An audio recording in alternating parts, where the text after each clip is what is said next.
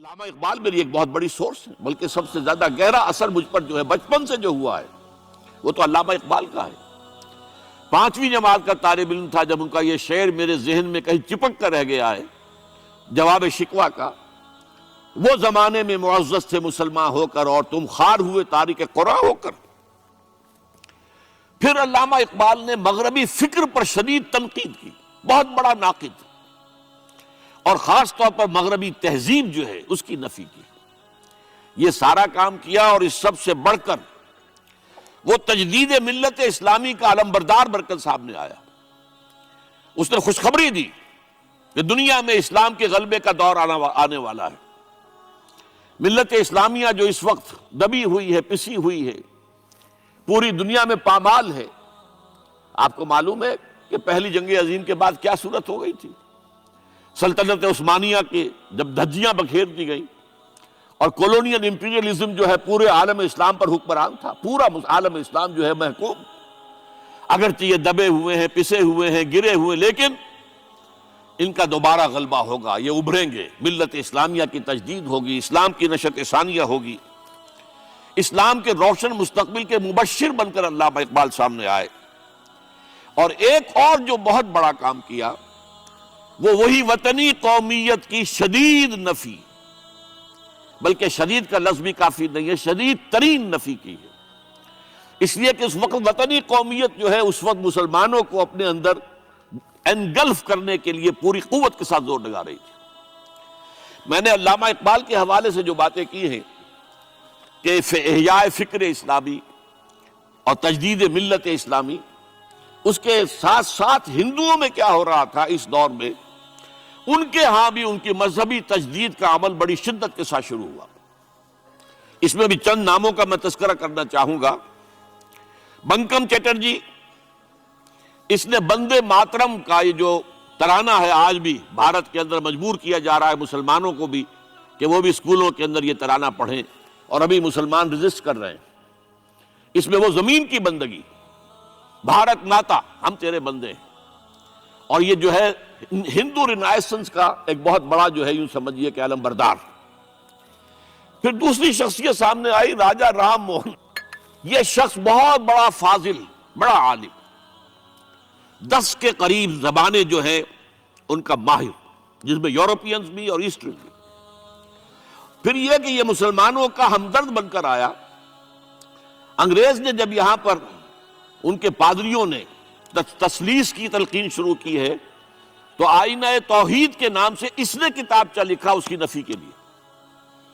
اس حوالے سے یہ کچھ ایسی شخصیت بننے کی کوشش کر رہا تھا کہ مسلمان بھی اس کو قبول کرے، اور اس کے بعد پھر اس نے برہمو سماج کے نام سے ایک ادارہ قائم کیا۔ یہ وہی تھا کہ جو اس سے پہلے اکبر نے جو فلسفہ دیا تھا، دین الہی، بھئی اللہ کا معاملہ کرو، صرف اللہ کو سب مانتے ہیں، صرف نام ہے مختلف ہے، کسی نے کوئی نام رکھ دیا، کوئی مہادیو کہتا ہے، کوئی کچھ کہتا ہے، کوئی گاڈ کہتا ہے، سب خدا کو تو سب مانتے ہیں۔ یہ جو رسالت کا معاملہ ہے اور شریعت کا معاملہ ہے، یہ فساد کی جڑ ہے۔ رسالت کی بنیاد پر شریعتیں مختلف، عبادتیں مختلف، ذرا اس کو پیچھے ڈالو۔ تو دین اکبری یا دین الہی اس کا نام تھا۔ اس کے اندر بھی در حقیقت کوشش یہ تھی کہ تمام مذاہب کو ایک ہاون دستے میں ڈال کے اور اس کو کوٹ کے اور چھان پیس کے ایک صفوف بنا کر ایک کامن مذہب ہندوستان کا وجود میں لایا جائے۔ بہرحال اس وقت اللہ تعالیٰ نے کھڑا کیا ہے حضرت مجدد الفسانی رحمۃ اللہ علیہ کو، کہ جنہوں نے اس فتنے کی سرکوبی کی۔ اس نے بھی مجلس ایزدی کے نام سے ایسا ہی ادارہ شروع کیا، اور یہ گویا کہ ٹھنڈی چھری کے مانند، اس لیے کہ اسلام کا دار و مدار تو رسالت پر ہے۔ بقول اقبال، بمصطفیٰ برساں خویش را کے دی ہماؤست، اگر بہو نہ رسیدی تمام بول حبیست۔ اسلام کا تو سارا معاملہ، دین جو ہے اس کا سارا جو مدار، دار و مدار ہے، وہ رسالت پر ہے، نبوت پر ہے، اسی پر شریعت کا سارا دار و مدار ہے۔ رسالت سے کاٹ دیجئے، حدیث سے کاٹ دیجئے، سنت سے کاٹ دیجئے، تو پھر قرآن کو پھر موم کی ناک بنا کر جو چاہیں آپ تعبیر کر لیں، جو چاہیں تشریح کر لیں، جدھر چاہیں اسے موم کی ناک کی طرح بوٹ کر لے جائیں۔ بہرحال اس معاملے میں بھی پھر ایک تیسری تحریک جو شروع ہوئی وہ بہت ملیٹنٹ تھی، آریہ سماج۔ دیانند سرسوتی نے یہ ملیٹنٹ تھی اور بڑی اس کی جو ہے پذیرائی ہوئی ہندو معاشرے میں. انہوں نے کھل کر یہ کہا کہ ہندوستان صرف ہندوؤں کا ملک ہے، یہاں مسلمانوں کے لیے کوئی جگہ نہیں، لہذا یا ہندو ہو جائیں مسلمان اور یا پھر یہاں سے ہجرت کر جائیں. کھل کر آریہ سماج، اسی کے تحت پھر مہاسبھا بنی، اسی کے تحت آر ایس ایس، انتہائی ملیٹنٹ آرگنائزیشن جو ہے ہندوؤں کی، یہ سب جو ہے دیانند سرسوتی کا. یہ اسی طریقے سے پھر شدھی کی تحریک شروع ہو چکی تھی، ریکلیم کرو مسلمانوں کو. یہ ہم ہی میں سے تھے، ان کے آباء و اجداد کہیں جو ہے مسلمان ہو گئے، انہیں واپس لو. چنانچہ راجستھان کے علاقے میں جہاں بڑی جہالت تھی، مسلمانوں میں علم نہیں تھا، بس کہیں بزرگوں کے کسی زیر اثر فیض سے، کسی صوفی کے، وہ اسلام تو لے آئے لیکن تربیت کا کوئی انتظام ہوا ہی نہیں، مسلمان حکومتوں نے کیا ہی نہیں، کچھ بھی نہیں کیا. تو نتیجہ یہ نکلا کہ بڑے پیمانے پر شدھی کی تحریک ہو رہی تھی. میوات کے علاقے میں بڑی تیزی کے ساتھ مسلمان جو میو تھے وہ ہندو ہو رہے تھے. اسی پر تحریک اٹھائی ہے مولانا الیاس رحمت اللہ علیہ نے. ان کا مقابلہ کرنے کے لیے، اس تحریک کا، اس شدھی کی تحریک کا مقابلہ کرنے کے لیے یہ تبلیغی جماعت کا نظام بنایا تھا کہ بس 6 باتیں لو اور جاؤ، دیہات میں جاؤ، چنے لے کر، گڑ لے کر جاؤ، کسی کا کھانا نہ کھاؤ، اپنا کھانا کھاؤ، کوئی تنخواہ نہیں، اور دین کی تبلیغ کرو. یہ نظام ان کا در حقیقت اسی شدھی کی تحریک کے جواب میں شروع ہوا. پھر سنگٹن کی تحریک شروع ہوئی کہ ہندوؤں کو سب کو جمع کر دیا جائے.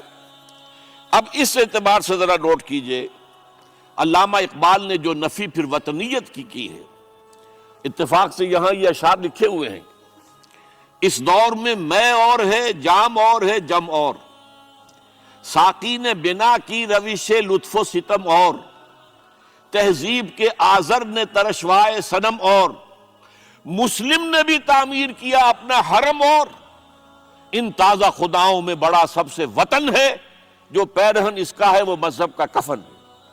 اب ذرا قلب ماہیت کا اندازہ کیجئے. وہی شخص جو کہہ رہا تھا کہ خاک وطن کا مجھ کو ہر ذرہ دیوتا ہے، وہ آج اس وطن کو ایک سب سے بڑا بت قرار دے کر اور اس کا قلع قمع کرنے کے لیے کس قدر زوردار الفاظ جو ہے.